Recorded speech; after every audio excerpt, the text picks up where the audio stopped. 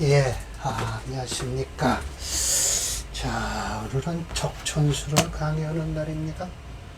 예, 이 진태장이에요. 34장.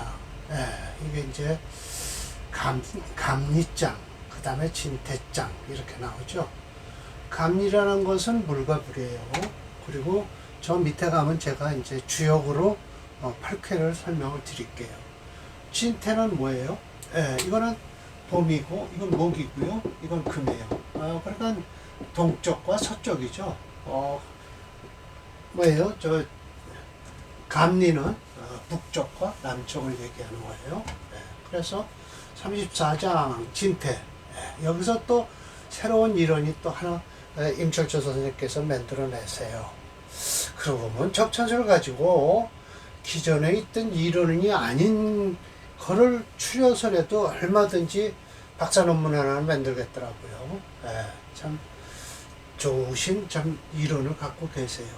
자 봅시다. 진태의 주는 뭐냐? 인의예요. 예, 어찌고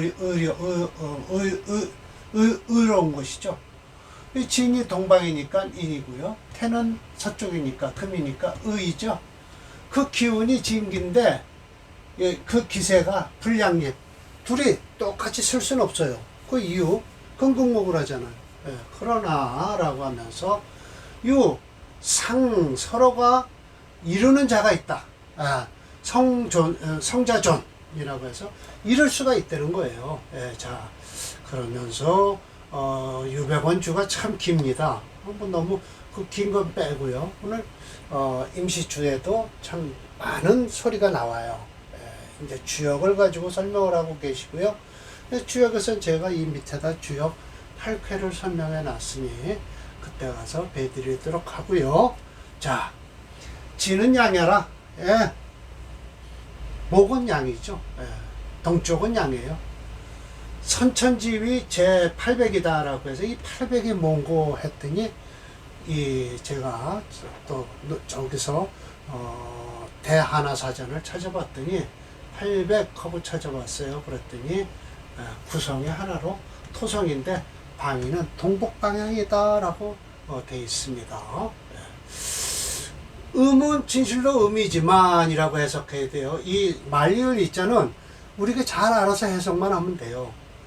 양 역시 음이 될 수 있다.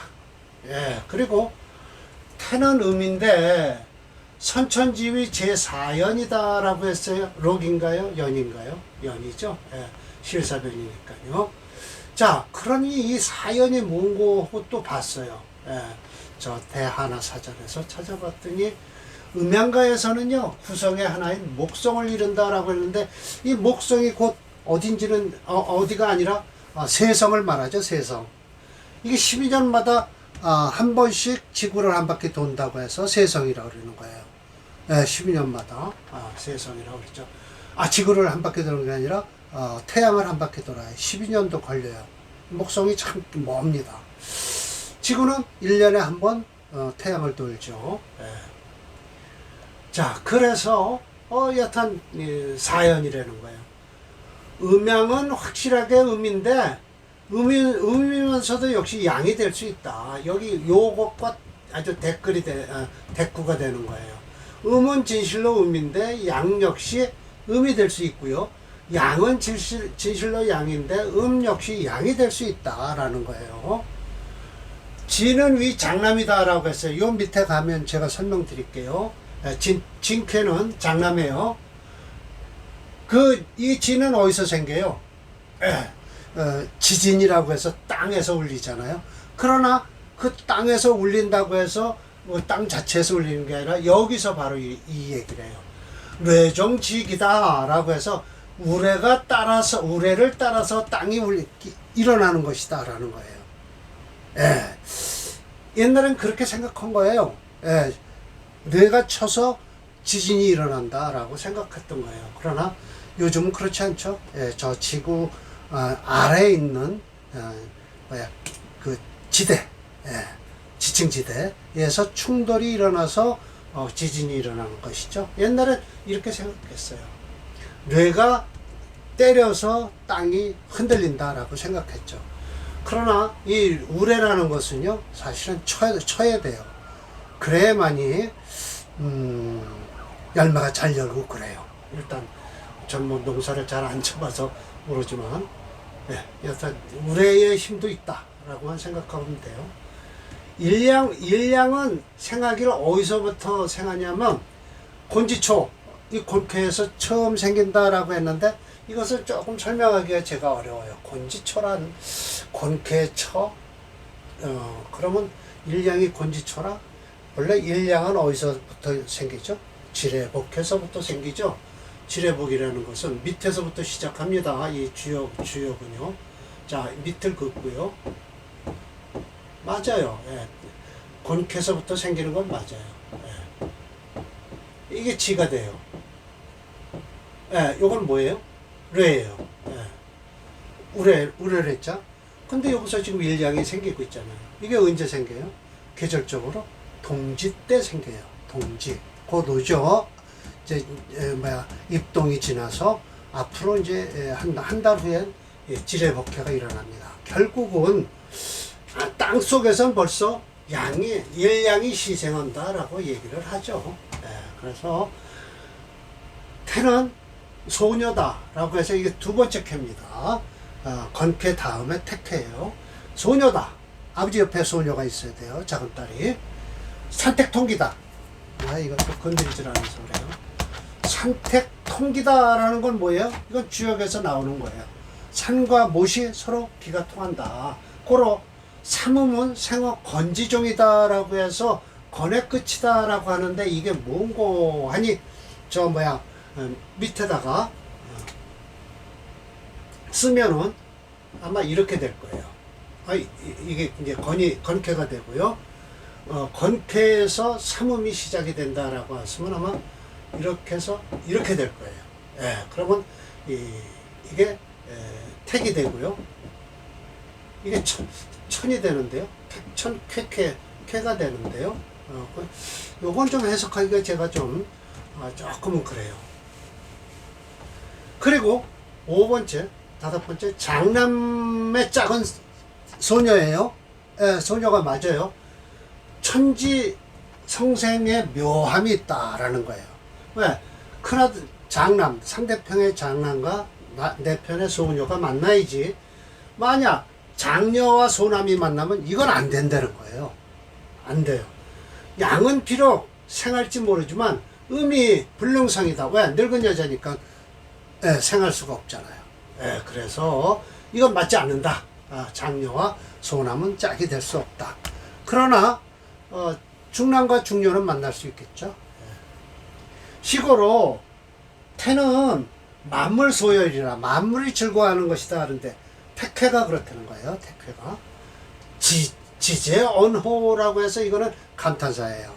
지극하구나 그 말이에요 라고 해서 이 말을 감탄하는 거죠.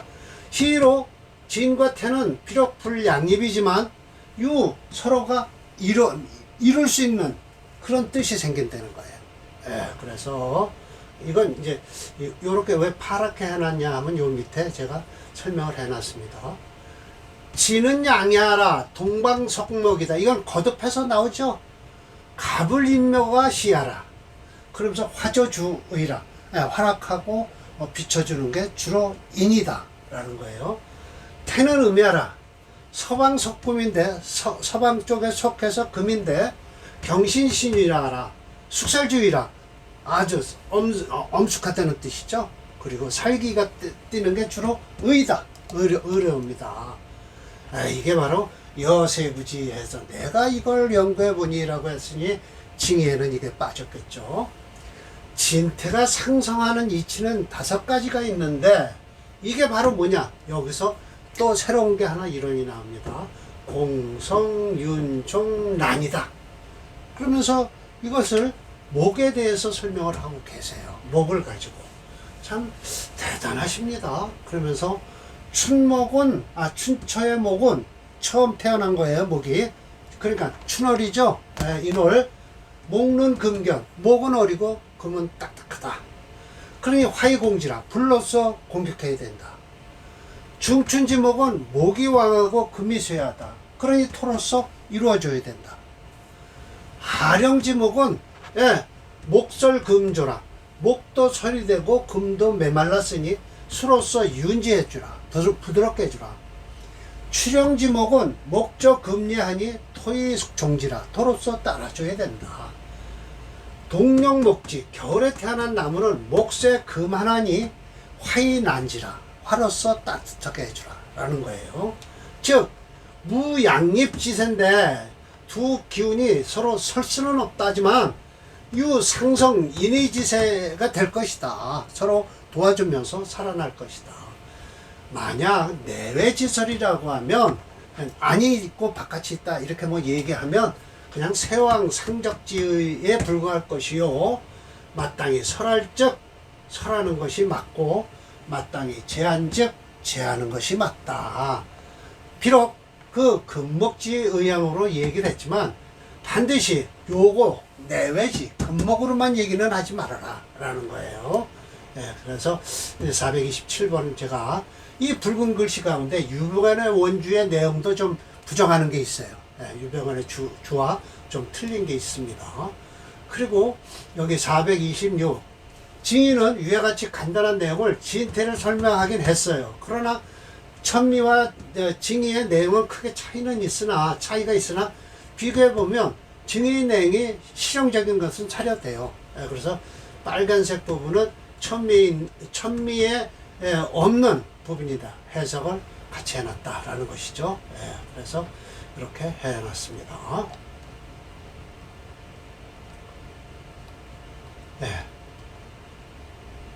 그래서 이게 이제 제가 주역을 8쾌를 설명했죠. 첫 번째 컨쾌죠. 아버지예요. 아버지 옆에 작은 딸이 붙어요. 그 다음에 작은 딸 옆에 가운데 여자 둘째 딸이 붙어요. 그리고 장남이 붙습니다. 자, 엄마를 위주로 봤을 땐 이 엄마 바로 옆에 맨 막내 아들이 붙어요. 그 다음에 가운데 아들이 붙고 그 다음에 장녀가 이쪽으로 붙습니다. 그래서 이렇게 짝을 맞추게 돼 있어요. 8쾌에서도요. 이거 참 참조하십시오. 저 위에 설명이 바로 이겁니다. 결국은 태쾌와 장남 여기 있죠? 진쾌가 어울리면 좋다. 소녀와 장남은 좋은 쾌가 될 것이다 라는 것이죠. 그 이유가 있습니다. 여기 지금 보면 요것은요, 가만히 보세요. 이 장남은요, 양은 하나요, 음은 둘이에요. 그런데 여기에 태쾌는요, 양은 둘이고 음이 하나예요. 그럼 서로 짝이 맞겠죠. 짝이 맞습니다. 제가 이 장남부터 먼저 그릴게요. 그리고 소녀를 그릴게요. 태쾌입니다. 이렇게 되면 짝은 어떻게 지느냐면 첫 번 쾌는 어디에 짝을 맞춰야 되느냐? 초구는 오구와 맞추나요? 초구가 상구는 의외는 맞히지 않는데요. 요렇게 맞추네요. 요렇게 맞추고요. 이렇게 맞추네요. 맞습니다. 이러면 음양이 되죠. 그래서 이렇게 맞춰지게 되어 있습니다. 이게 쾌가 맞는 거예요. 이게 짝쾌가 되는 거예요. 맞습니다. 진태. 이게 이제 태죠. 진이고. 뇌라고도 하죠. 이게 이제 그리고 택이죠. 모택자죠. 이게 택이죠. 모택. 연못이라는 뜻이에요. 이게 이제 뇌예요. 우래를 했죠. 그래서 택내수가 됐든 내택 택내수 내택 뭐가 돼요? 그럼 이거 좋은 쾌가 되는 거예요. 주역에서. 내택 뭐라고 그랬는데 이제 다 잊어버렸네요. 택내수는 맞아요. 따를 숫자거든요. 자, 이제 실제 명조를 한번 풀어드릴게요. 그러니까 5가지 이론이 있으니까 사례 명조가 5개가 되겠죠. 그럼 오늘 2개 하고요. 다음번에 2개 하고요. 나머지 한 개는 아마 밑에 제 설명이 또 길게 있고요. 그래서 이건 3번에 걸쳐서 설명을 드려야 될 것 같습니다. 이렇게 해서 올릴게요. 그게 낫겠네요. 자, 왜냐면 변경 값을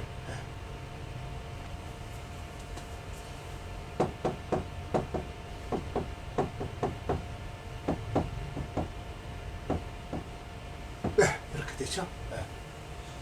제가 한 글씨를 잘못 써서. 자, 간목이 생어 입춘 후 4일에 태어났어요. 인월이죠. 입춘 후 4일이니까. 춘초목론, 봄에 첫 봄은 목이 어리다. 천기는 한응, 꽁꽁 얼었다는 뜻이에요. 일주 좌신, 이 신금에 깔고 앉았죠. 그래서 월투 경금했어요. 이 금이 강해요. 그래서 축토가 또 첨생신금. 이거 금이 강하다라는 것이죠. 그러나 실제적으로 이 사주는 목이 강합니다. 인목이 2개요. 월목이 있고요. 목이 강해서요. 목체 금토용조인데요. 이건 금과 토를 쓰지 못하고요. 특수격으로 변합니다. 이따 말씀을 드릴게요. 목는 금견하다. 활을 써서 공직. 활을 써서 이걸 공격하라. 이게 식상제살격이 됐습니다. 특수격으로요. 휘득. 반가운 것은 연관으로 투출된 병화다. 좋습니다. 삼양개태. 삼양이 개태했다라는 것이죠. 이게 춘삼월이에요. 그래서 만상, 회춘, 학입니다. 그가 좋은, 참 묘하구나라는 뜻이에요. 하기 묘하면은, 감탄사입니다. 어찌 좋겠는고, 좋다, 좋다라는 거예요. 초원의 신묘임진, 이러면 좀 골치가 아프겠죠? 유상병화, 이제 신금과 임수가 병화를 끄는 것이 안 좋죠. 칭등운창이라고 해서 운창은 곧 학업입니다. 공부하는데 어려움이 있었다라는 거예요. 개사, 이제 여름으로 이제 들어옵니다. 운전난방, 병화 노강하니, 납석입감, 뭐예요, 납석은? 뭐예요? 이 나변이면 현찰을 내는 것이고, 납석이면 뭐예요? 현물로다 내는 거예요. 현물로다. 입감 했어요. 그리고 연첩 남궁, 연달아서 남궁 쪽에서, 남궁에서 본 시험에 합격을 했다는 뜻이에요. 그래서 가보을미운엔 활해무파 했어요. 그러나 저 신운이 되면 어떻게 될까요? 신운에 불록했다라고 했으니 환갑은 넘겼습니다. 6대운이니까요. 환갑은 넘겼습니다.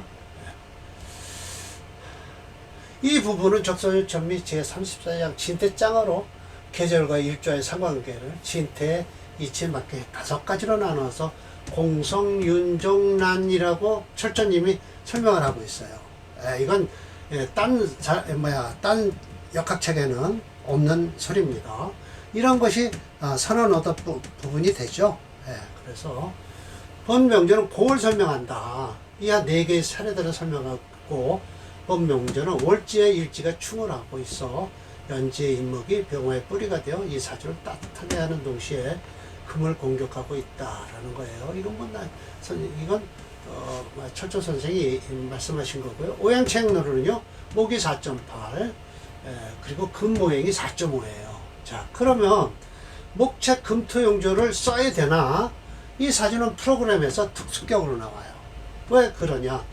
일지와 그 옆에 있는 경금이 우선 일주를 너무 공격을 하니까 먼저 공격하는 걸 제하라. 결국은 특수격인 식상제살격을 만들어 놓은 거예요. 이 사주가요. 그래서 식신제살격이 되었다. 그래서 목책 화목용조가 되었다라는 것이죠. 녹곡격입니다. 자평진전에선 219번이에요.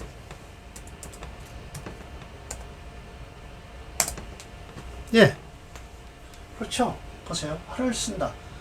식상제살격이에요. 목체 화목용조, 화를 용신으로 쓰죠. 이거 잘못하면 금 쓰면 안 됩니다. 목이 강하다고. 목체 금토용조로 하면 안 돼요. 목체 금토용조는 다음번 사주에 나옵니다.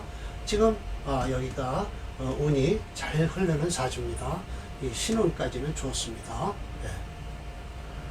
이거 넘긴다 하더라도 정화는 있는데 좀 어렵습니다. 신금대운 넘기기가 어렵죠. 예. 자, 하나 더 볼까요? 묘월에 태어난 간목일주예요. 이런데 강하겠죠? 강하죠. 양인격입니다. 자, 이런 때는 이제 목체 금토용조를 쓸 수밖에 없죠. 금을 쓰는 사주예요. 예. 예. 간목생호 춘월에, 중춘이에요. 춘월이 아니라. 예. 중춘이란 곳, 묘월을 얘기합니다. 자록, 봉인, 양인을 깔고 앉았고요. 모관 금세하죠. 예. 용토, 이성, 이루라. 공성, 윤, 난, 그 다음에 뭐 하나 있죠? 예, 뭐 하나 또 있죠?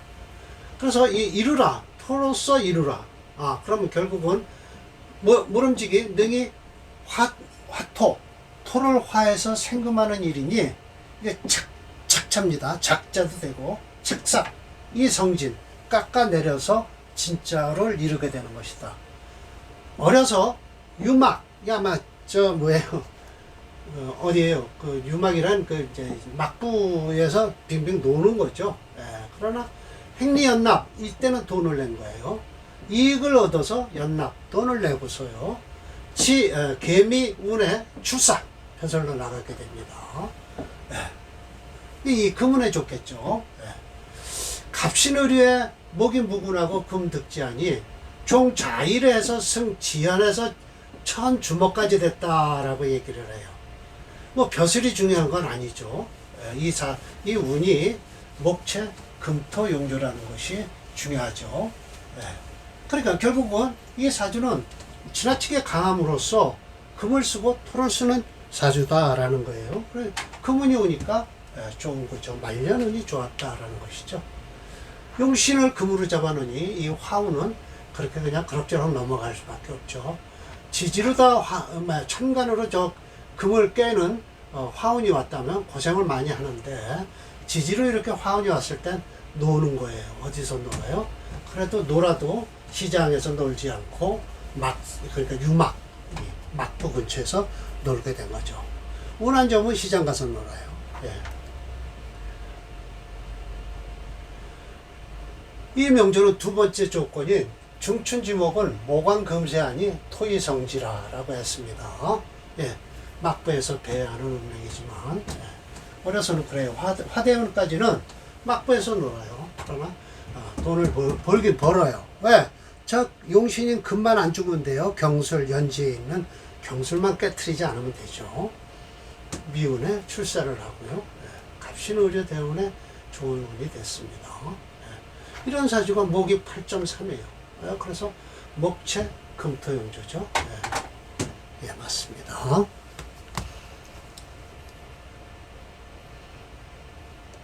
운 안 좋으면요, 시장으로 나가 뛰어놀다든지요, 깡패짓을 한다든지 그러죠. 막부 근처에서 안 놀죠. 이 경금 쓰는 거예요. 토, 이렇게 딸랑거리고 써요. 저 정화도 안 좋고요. 그러나 이 정화는요, 곧바로 경금을 못 때리죠. 토생금, 화생토, 토생금을 하고 있죠. 묘하게 생긴 사주입니다. 지지로는 목이 엄청 강하죠.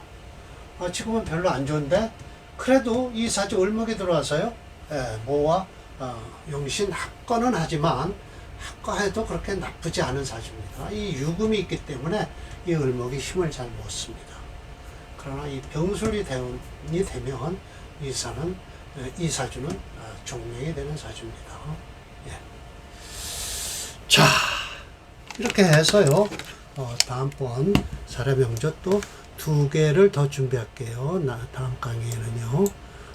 그렇고, 나머지 하나는 아마 제가 뒤에 잔소리를 해놨을 겁니다. 이 사주는 윤에 대해서, 공성윤에서 되는 사주네요. 자, 오늘 강의 마치도록 하겠습니다.